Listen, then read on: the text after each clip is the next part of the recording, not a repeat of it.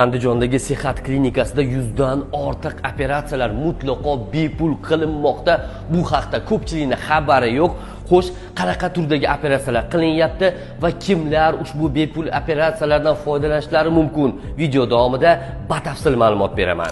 Ushbu 100 xildan ortiq bepul operatsiyalar urologiya, ginekologiya, xirurgiya va lor yo'nalishlarida amalga oshirilmoqda. Ularni xorijiy tajribaga ega bo'lgan vrach mutaxassislar eng zamonaviy uskunalar va xonalarda amalga oshirishadi. Sizdan hech narsa talab qilinmaydi. Nafaqat operatsiya, balkim yotoq joy, hattoki dorilargacha mutlaqo bepul.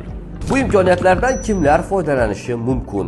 Birinchi va ikkinchi guruh nogironlari, ayollar daftarida ro'yxatda turganlar, kambag'allik ro'yxatiga kiritilgan fuqarolar, tibbiyot xodimlari, pensionerlar, boquvchisini yo'qotganlar, urush faxriylari, 18 yoshgacha bo'lgan bolalar, ijtimoiy himoyaga muhtojlar reyestriga kiritilgan boshqa fuqarolar. Qisqasini aytganda 100 dan ortiq operatsiyalar mutlaqo bepul. Operatsiyadan oldingi tekshiruv, operatsiya, yotoq joy, dori, darmonlar. Sizdan talab qilinadigan narsa esa shunchaki ushbu videoni barcha yaqinlarga yuborish. Agar kasal bo'ladigan bo'lsangiz, quyidagi raqamga qo'ng'iroq qilgan holda batafsil ma'lumot olishingiz mumkin. Manzil Andijon shahar Sihat klinikasi.